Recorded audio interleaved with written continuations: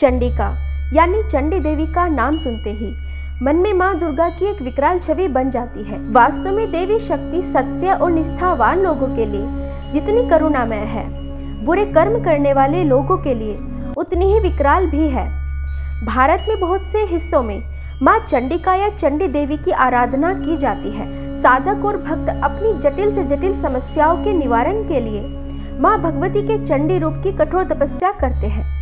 देवी महात्म्य ऋग्वेद मार्कंडेय पुराण में चंडी देवी का विस्तृत वर्णन मिलता है। देवी चंडी के विषय में एक कथा प्रचलित है। कहते हैं कि हजारों वर्ष पूर्व शुंभ और निशुंभ नाम के दो राक्षस हुआ करते थे। उन्होंने पुष्कर नामक स्थान पर 10,000 वर्षों तक भगवान ब्रह्मा की कठोर तपस्या की। भगवान ने उन्हें वरदान दिया, कोई भी देवता मनुष्य दानव शुंभ और निशुंभ को नहीं हरा पाएगा। ऐसा वरदान पाकर ये दोनों राक्षस बहुत ही अहंकारी और उत्पाती हो गए।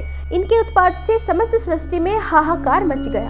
उन्होंने धरती पर इतने अत्याचार किए कि उनसे परेशान होकर देवताओं और मनुष्यों ने माँ भगवती का आह्वान किया और शुंभ और निशुंभ के अत्याचार से रक्षा करने की प्रार्थना की। एक बार शुंभ और निशुंभ की सेना के चंड और मुंड ने देवी कौशिकी को देखा और वो उनकी सुंदरता से अभिभूत हो गए। ऐसी अद्भुत सुंदरता का वर्णन सुनकर शुंभ ने सुग्रीव नाम के एक राक्षस को आदेश दिया कि वो देवी कौशिकी को शुंभ की सभा में लेकर आए, पर देवी कौशिकी ने उस राक्षस का प्रस्ताव ठुकरा दिया। उसके बाद शुंभ ने अपने सेनापति के साथ 60,000 राक्षसों को देवी कौशिकी का अपहरण करने के लिए भेजा।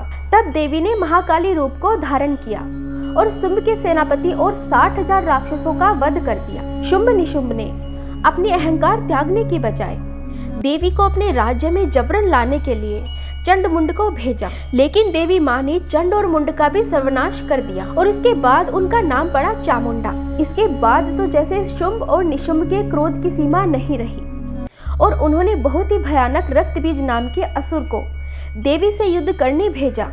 रक्तबीज को ये वरदान मिला था कि जैसे ही उसका रक्त जमीन पर गिरेगा, उसके जैसा एक और असुर जन्म लेगा।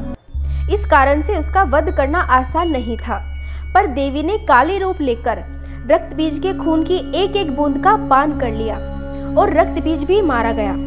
शुंभ और निशुंभ दोनों राक्षस बड़े अहंकारी थे।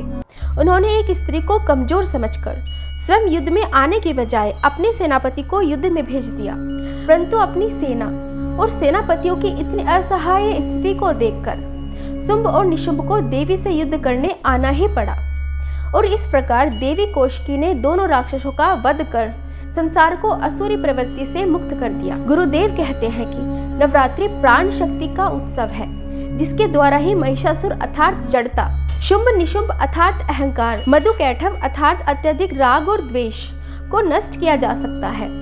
रक्तबीज असुर यानी गहरी नकारात्मकता, चंड मुंड यानी कुतर्क और धुंधली दृष्टि को केवल प्राण ऊर्जा के स्तर को ऊपर उठाकर ही नष्ट किया जा सकता है।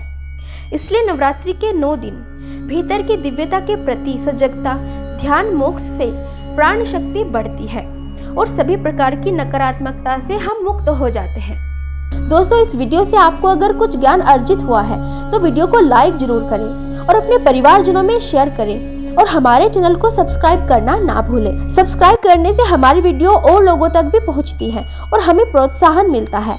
अंत में आप सभी को चैत्र नवरात्रि की अनंत शुभकामनाएं।